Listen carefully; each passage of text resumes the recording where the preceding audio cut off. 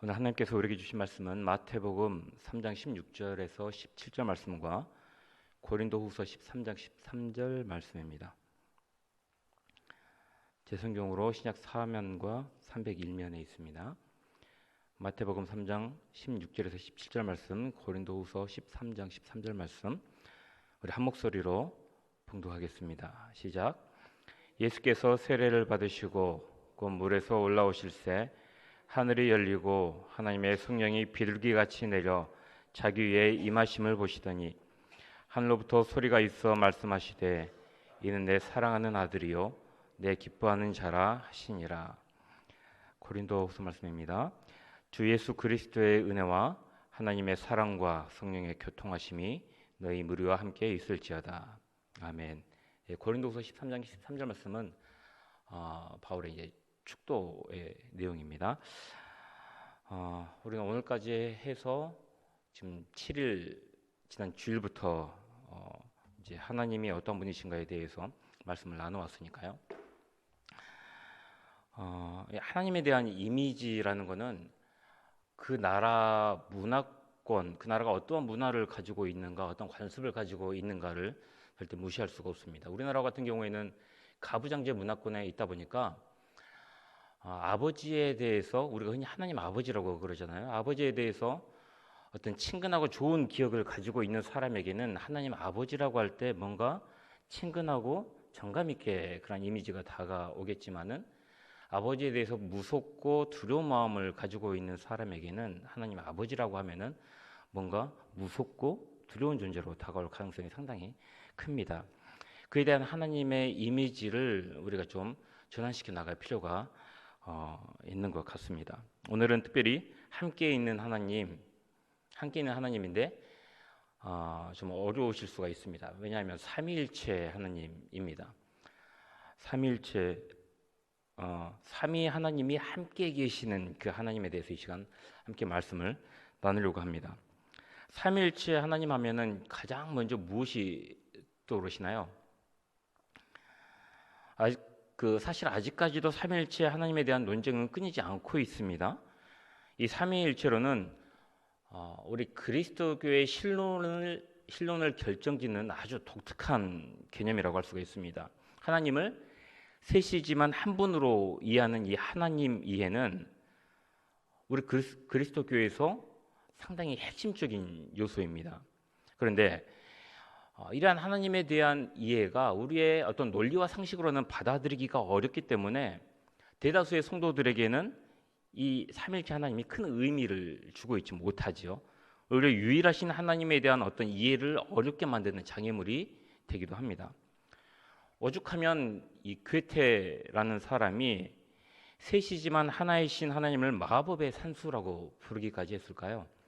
그런데 우리는 이 삼위일체 하나님을 통해서 하나님에 대한 인식을 바꿔나갈 수가 있습니다. 기존에는 유일하신 하나님에 대한 인식이 우리의 어떤 개인적이고 독단적인 하나님의 이미지를 가지게 했다면은 삼위일체 하나님에 대한 인식은 우리에게 이것을 제대로 알게 되면은 어떤 생명과 관계성, 사랑, 연대 그리고 공동체적인 하나님에 대한 이미지로 전환시켜주는 계기를 마련할 수 있게 되는 겁니다. 이 시간에는 우리가 특별히 살펴볼 것이 이제 사랑에 대한 이 삼일체 하나님에 대한 인식을 한번 가져보려고 합니다. 이 초대교회 때부터 삼일체에 대한 많은 이야기들이 있어 왔습니다. 어떤 사람들은 삼일체 교리가 초대교회 교부들이 창작해낸 이야기가 아니냐 하는 의문을 제기를 하기도 했었습니다. 그러나 이 삼일체에 대한 이야기는 어떤 이론에서 먼저 발달한 그런 개념이 아니라 초대교회 성도들의 삶의 현장에서 먼저 발견이 되었고 거기서부터 이론화가 된 이론이 삼위일체 이론입니다. 우리의 생각으로는 이제 성경을 통한 이 발자취, 성경을 통해 드러난 삼위일체 하나님의 그 발자취로 인해서 차츰 이것이 하나의 교리로 발전을 해 나갔을 것 같은데 그것이 아니라는 말이죠. 삼위일체 이론은 방금 말씀드렸던 것처럼 이론으로 시작된 교리가 아닙니다. 조셉 모잉트라는 사제가 있습니다. 이 조셉 모잉트라는 사제가 프랑스 예수의 사제이기도 했고요. 그리고 지금은 이제 돌아가셨는데 과학종교연구소의 이사이기도 했습니다. 이분이 이런 말을 했어요. 삼위일체로는 하나의 아이디어가 아니라 삶의 현장에서 실천하는 것부터 비롯된다라는 이야기를 했습니다. 그리고 지금 현대 신학자 중에서 대표적인 신학자라고 할 수 있는 이 몰트만이라는 신학자가 삼위일체로는 초대 그리스도 교인들의 하나님 체험에서 비롯되었다라는 말을 했습니다. 삼위일체로는 가장 먼저는 예수님의 제자들이 십자가와 부활에 대한 경험으로부터 이게 시작이 됩니다. 어떤 신학적이고 철학적인 표현이 형성이 되기 이전에 그에 대한 신앙의 경험을 토대로 해가지고 이 삼일체론이 존재해 오고 있었습니다. 그러니까 이게 이론으로 체계화되어 있지 않다 보니까 예수님의 제자들에 대해서 뭔가 삶에 대한 체험으로 그것들이 하나둘씩 축적이 되어 왔단 말이죠. 그리고 또 하나가 있는데 바로 세례입니다. 세례를 우리가 이제 교회에서도 줄 때 성부와 성자와 성령의 이름으로 세례를 주잖아요. 초대교회 때도 이제 그랬던 것 같습니다.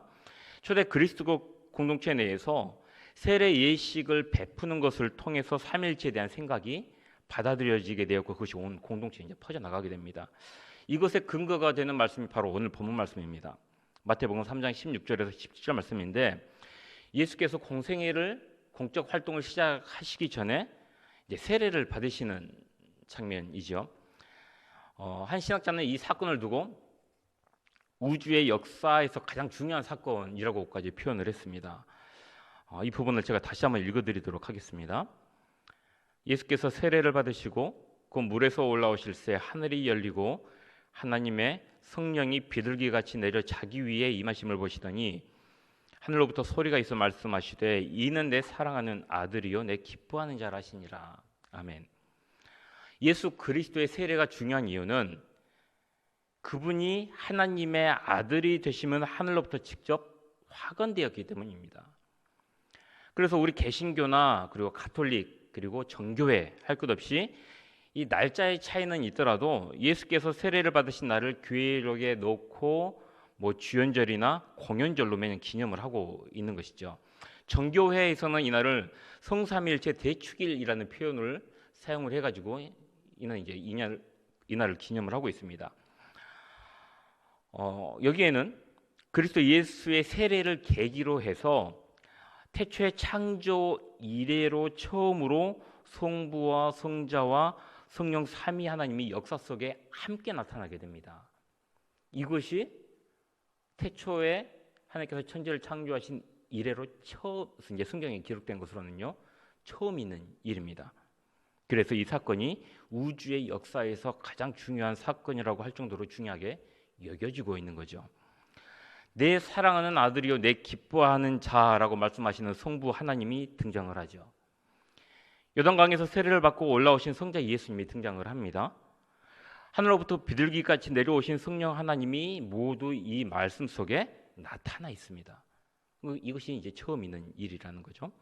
이러한 이유로 예수 그리스도의 세례 사건은 예수 그리스도의 하나님의 아들 되심과 그리고 하나님의 삼위일체 되심을 떼어놓지 못하게 하는 역할을 이제 하고 있습니다.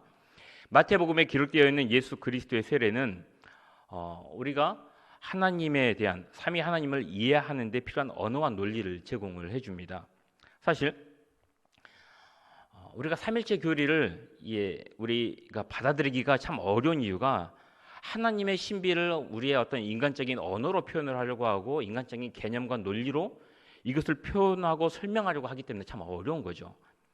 하지만 이러한 추상적이고 어떤 난해한 용어 이면에 있는 더 본질적인 것, 성부와 성자와 성령의 사랑의 교제, 그리고 그로부터 흘러나오는 기쁨을 우리가 받아들일 수가 있다면은 삼위 하나님에 대한 이 이해보다 우리를 어떤 사랑으로 충만하게 하고 감사하게 하고 우리로 하여금 은혜를 넘치게 하는 그런 개념은 존재하지 않을 수도 있습니다.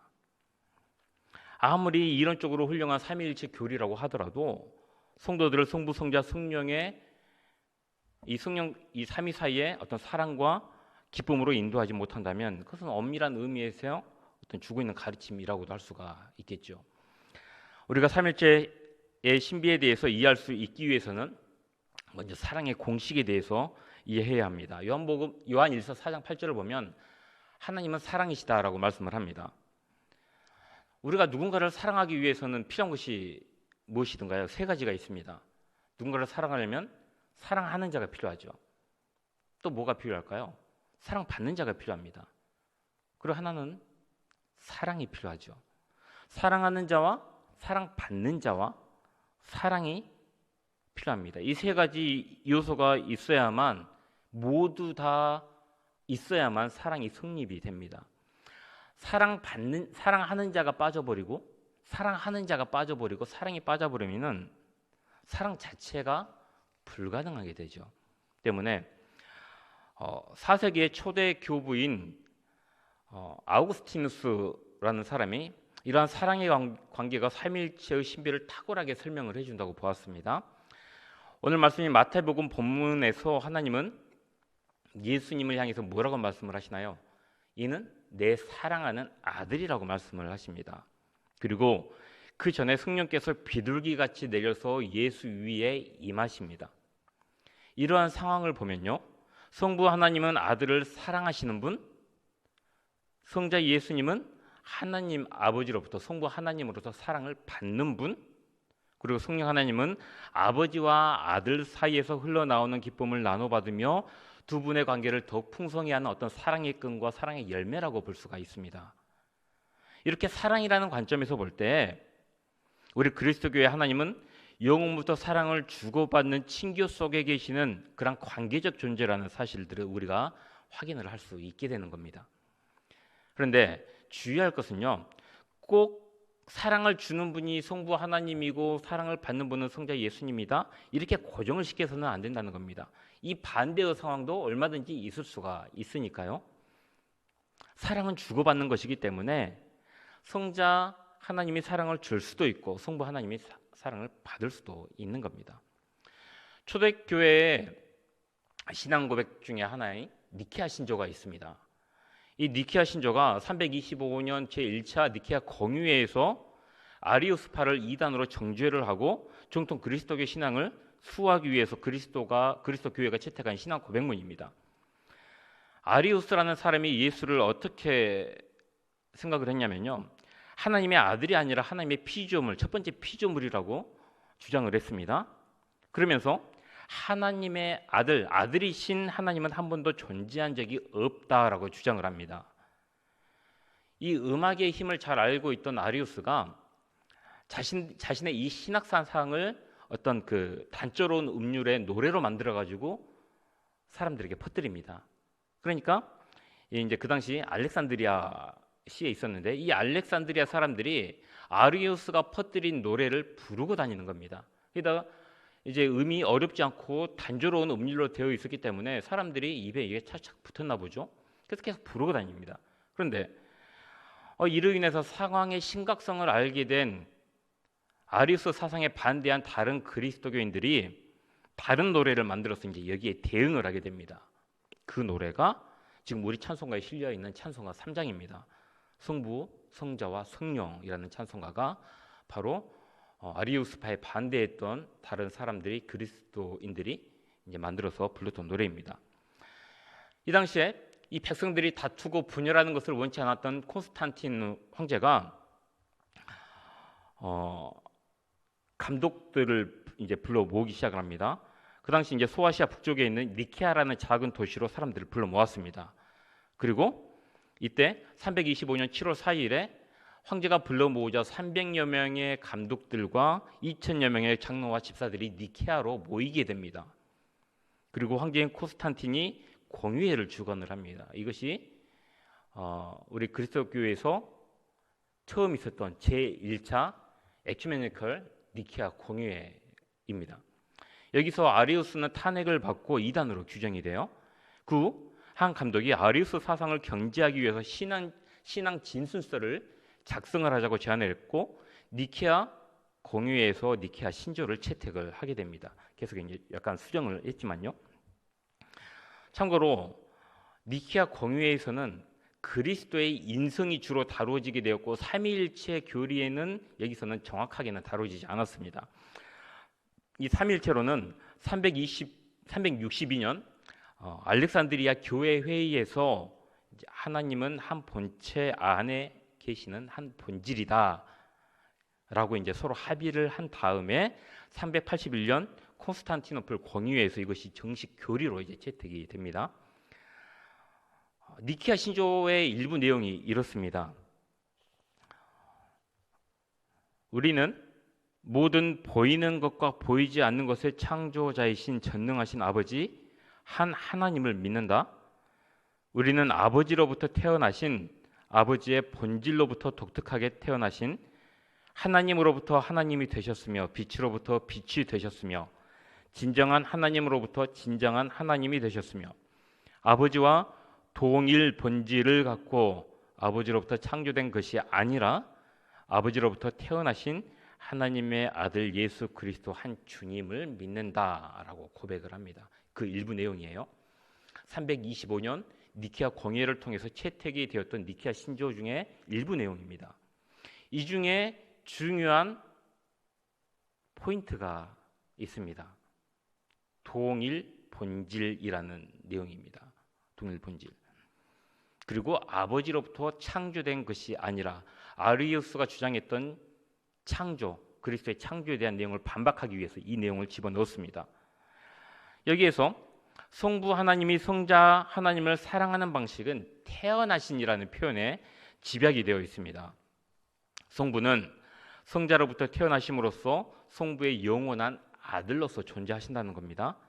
그러나 우리가 오해하지 말아야 할 것이요, 태어났다고 해서 성자가 성부보다 열등한 신이 되는 것이 아니라 성부와 똑같은 신적 본성을 가지고 계신다는 겁니다. 이것을 동일 본질이라고 표현을 했습니다.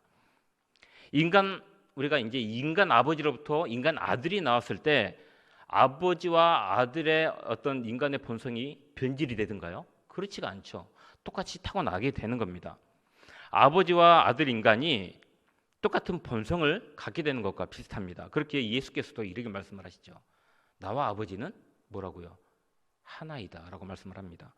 그런데 초대 그리스도교 신학자들은 성부와 성자 사이에 있는 우리 인간이 경험하는 부자관계와는 비교할 수 없이 어떤 심오한 관계성이 있다는 것들을 표현을 해야만 했습니다. 그래서 그것을 표현을 하기 위해서 어떤 개념을 사용을 하냐면 선물이라는 개념을 사용을 합니다.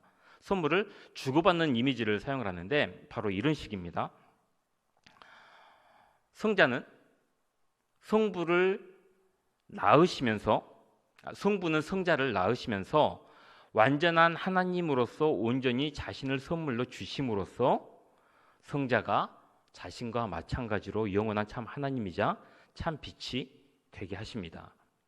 그리고 영원한 성자는 자신을 선물로 주신 성부께 완전한 감사와 순종과 찬미로 그 사랑을 온전히 되돌려 드립니다. 성육신하신 성자는 자신의 근원인 성부께 친밀히 기도하고 겸허히 헌신할 뿐 아니라 궁극적으로 자신의 뜻이 아니라 아버지의 뜻을 따름으로써 이 땅에서 자신의 삶을 성부께 온전히 드리셨습니다. 영원한 삼위 안에서 성부와 성자가 서로를 선물로 주고받는 것도, 그리고 성육신하신 성자가 성부와 그토록 친밀한 사랑의 상호관계를 맺는 것도 사랑이신 성령께서 두 분을 하나로 묶으셨기 때문입니다 라고 표현을 합니다. 니케아 신조를 이제 어느 정도 해석을 해가지고 선물이라는 개념으로 표현을 하고 있는 겁니다. 우리 그리스도교가 예배하는 하나님의 비밀이 바로 여기에 있습니다. 모든 존재하는 것의 근거가 되시는 하나님은 예수 그리스도의 아버지로서 자신을 타자에게 아낌없이 내어주시는 분이라는 사실입니다. 그리고 성부의 자기 수요로 존재하시는 자기 수요 선물입니다. 자기 수요로 존재하시는 성자도 조건 없이 자신을 선물로 주시고자 참 인간이 되셨고 철저히 타자를 위한 삶을 사셨죠. 이것이 이분들의 사랑의 방식이었습니다. 성부는 성자를 위해서 자신의 모든 것을 드림으로써 성자가 되게 하셨고, 성자는 하나님의 말씀에 순종을 해가지고 이 땅에 성육신하심으로 오셔가지고 역시 자신의 모든 것을 내어드렸습니다.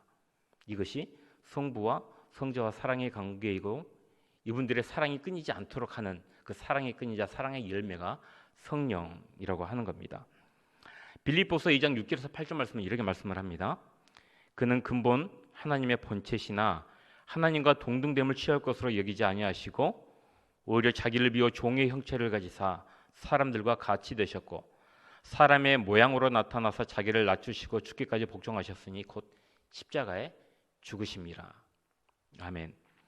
우리가 삼위 하나님을 예배하고 성경을 읽고 묵상하는 것도 그리고 사도신경을 암송하고 하나님께 기도하는 것도 자신의 전부를 선물로 주시는 그 하나님의 사랑이 깊이 잠김으로써 우리 역시 우리 자신을 누군가에게 선물로 줄 수 있는 그 자비로운 존재로 변화할 수 있기 위해서입니다.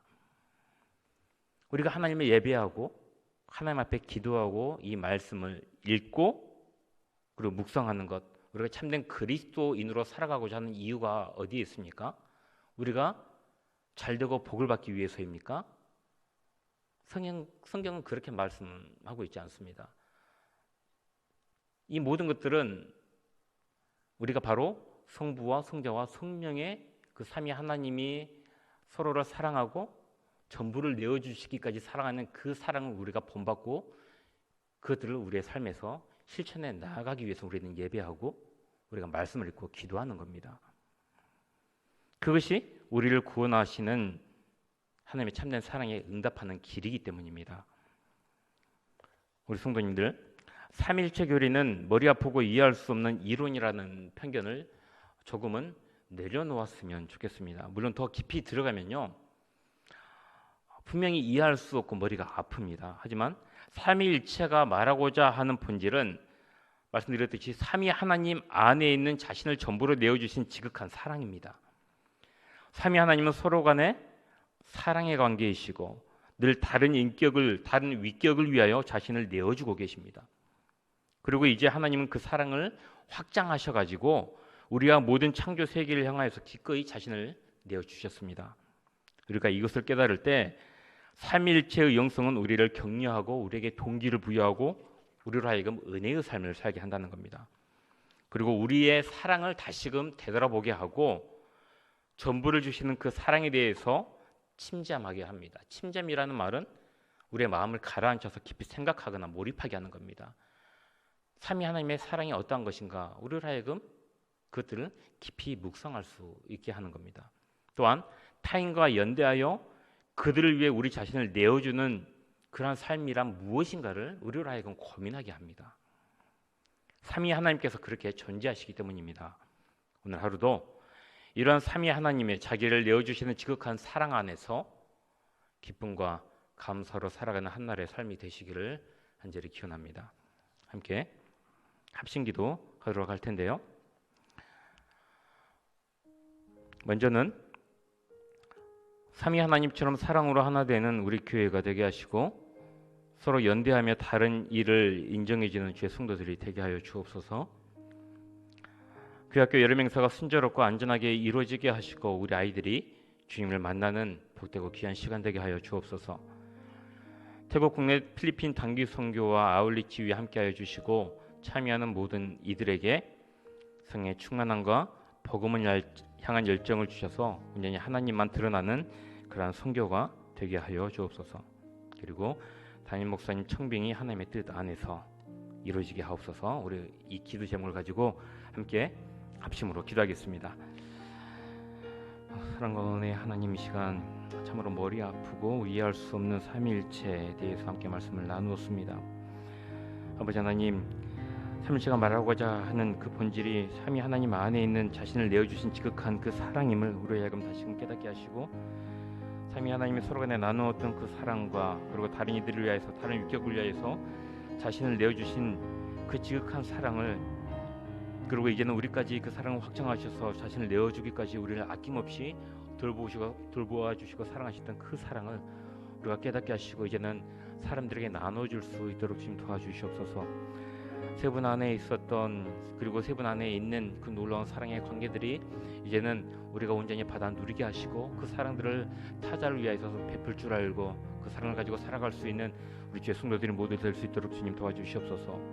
여러분께 교육 행사가 여러 가지 계획과 준비 가운데 있습니다. 순조롭고 안전하게 이루어지게 하시고, 우리 아이들 주님을 만나고 그리고 주님을 경험하는 복되고 귀한 시간 될 수 있도록 주님 도와주시옵소서.